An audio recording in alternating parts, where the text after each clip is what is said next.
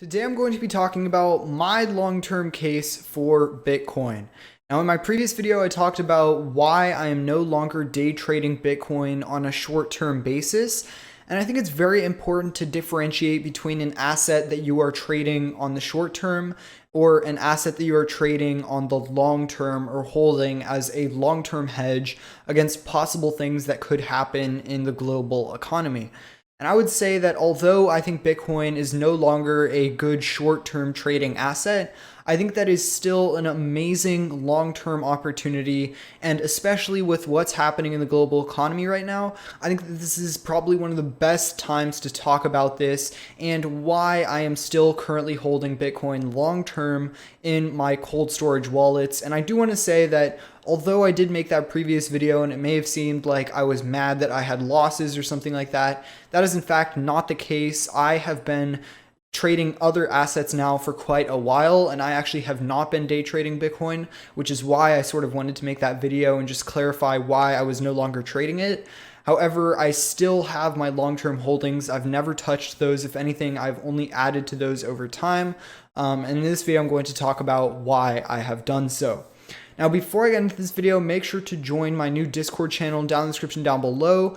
We have groups for Forex, cryptocurrency, and stock trading. So I sort of wanted to combine everything together with my new channel as well, and just make one central location where we can have really amazing discussions about trading and economies and everything like that all in one place. So make sure to join my Discord down in the description down below. But now let's get into the video talking about why Bitcoin is an amazing position to hold long term.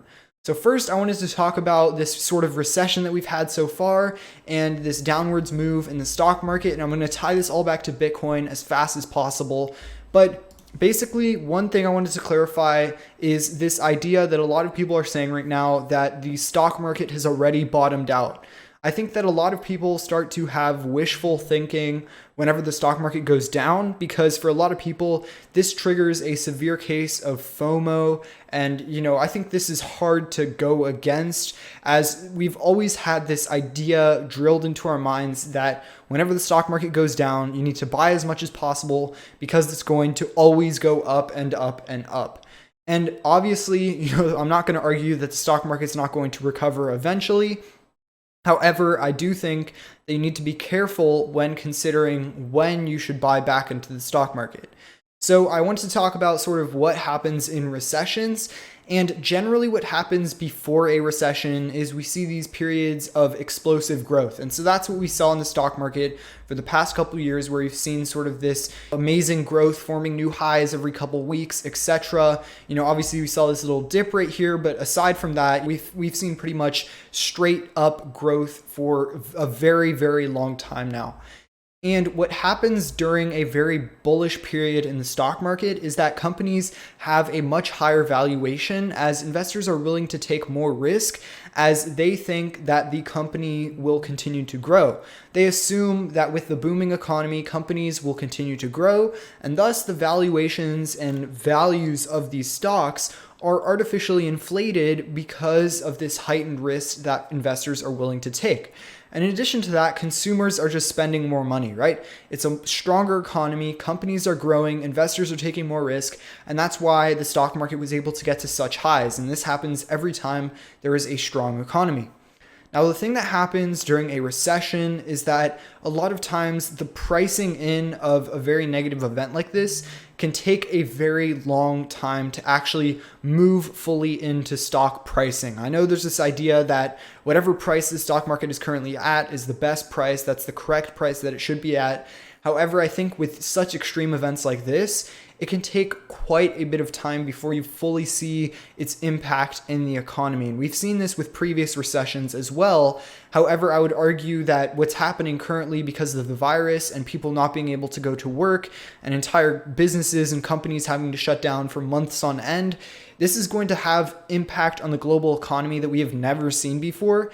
And I think whenever I see people already saying that this 22% move down in the stock market is the bottom. I think that's sort of ridiculous considering what's happening.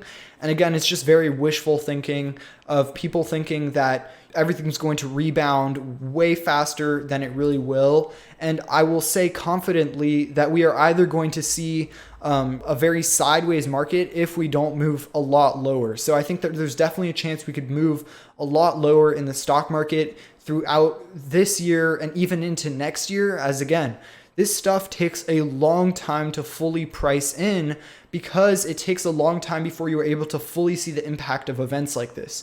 So in my opinion, if we don't stay sideways from here, we will definitely make new lows. And I just wanted to talk about that really quickly before I continue to talk about Bitcoin. And I do want to say that I'm not an economist, so I will leave a link down the description down below to a video that I think you should watch after this video, going more in depth into the economics of what I'm going to be talking about. And it's from an expert that has a lot more experience than I do.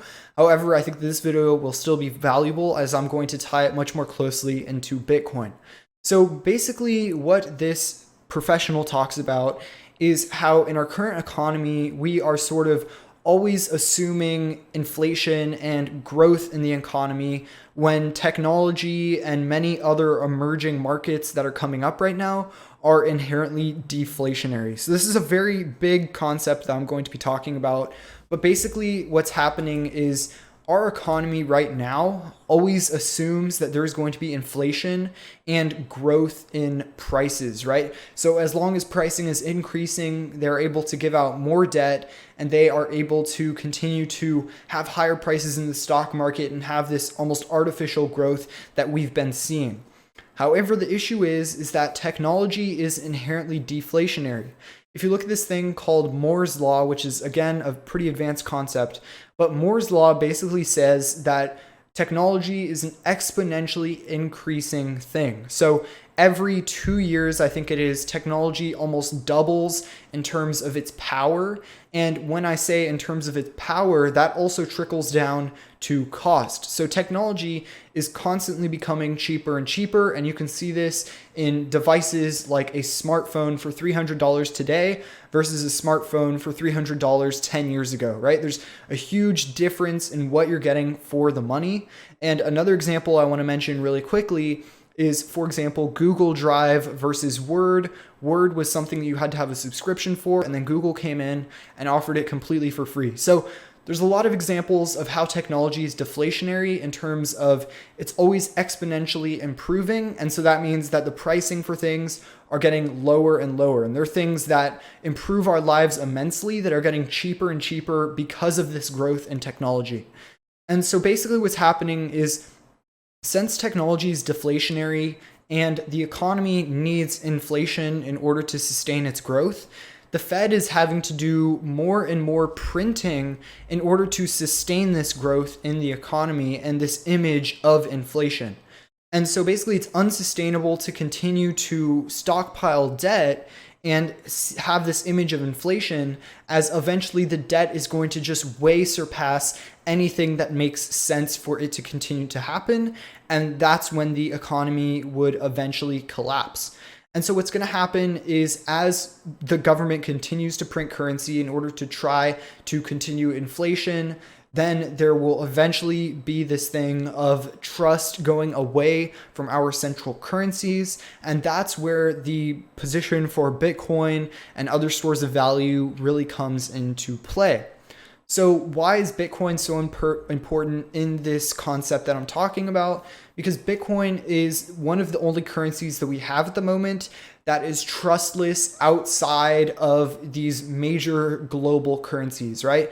Global currencies is what everyone is using, and Bitcoin is pretty much the only alternative aside from gold. However, the issue with gold is that it is just simply not, easy enough to use. It's not something that you can have on your phone and send to someone without trusting a bank or an intermediary. And if no one's trusting the US dollar, then it's going to be very hard to trust people in holding your gold as well. So obviously, I think there's a really strong case for Bitcoin in this situation. And that's why I think Bitcoin is in a very strong position as a possible fallback plan in case this debt crisis does end up happening. And it's not in case, it's once this debt crisis does happen. So once again, this is a very long-term play and it will eventually happen. Now that you understand my long-term strength and belief in Bitcoin, now I'm going to talk about the shorter term and how this sort of plays into things with the current recession that I think is still looming, right? So I said earlier in the video that I still think that we are going to see lows in the stock market, possibly, if not, stay sideways, if somehow the Fed manages some way to continue, boosting the economy while we are in this coronavirus pandemic. So if we look at Bitcoin, you will see here that as cryptocurrency and Bitcoin crashed just the other couple weeks ago, as the economy started to collapse, this is something that I was talking about is very normal at the beginning of a recession. As at the beginning of a recession, a lot of people, they want to be in dollars so that once again, the value of the dollar tends to go up during a recession because people want to be able to buy assets at a cheaper price later on if they think that the economy is going to continue to collapse. And so that's why when the recession initially started, Bitcoin and gold dipped in value. So you can see, obviously, gold didn't dip as much as Bitcoin. However, there's still a considerable move down on gold as well as Bitcoin. Now, what you can notice here is that Bitcoin hasn't seen this yet, but on gold, we saw an almost 100% retrace on this move where it's already recovered a lot of its move down. And that's because after all of these big investment firms exit these positions in order to get in dollars, then we see other investors coming in, trying to have their money be held as a store of value and hedge against possible inflation that could come in from the Fed printing money in order to sustain the economy. And so now that we see this rebound on gold, in my opinion, if we do continue to see a downturn in the stock market, I think this would look really good for gold. And we sort of see this in the past where right after a recession starts, we see a dip in gold, and then it can possibly continue to go up in value as the recession progresses, as once again, people want to be in a store of value. So I think that as we see the economy continue to go down, I think we could possibly see gold go up. And in addition to that, I think Bitcoin will follow gold a little bit more than it previously had, hopefully, if the economy continues to go down. As I was talking about earlier, as it's an amazing hedge against this sort of debt crisis that's pretty much inevitable with the deflation of technology. Anyways, thank you all so much for watching this video. Once again, make sure to join the Discord group down in the description down below and check out the other video from Real Vision Finance with an interview from someone who is super educated on this topic, talking about why the economy is basically screwed in the long term because of debt and deflation and technology. But anyways, thank you all so much for watching this video and see you in the next one.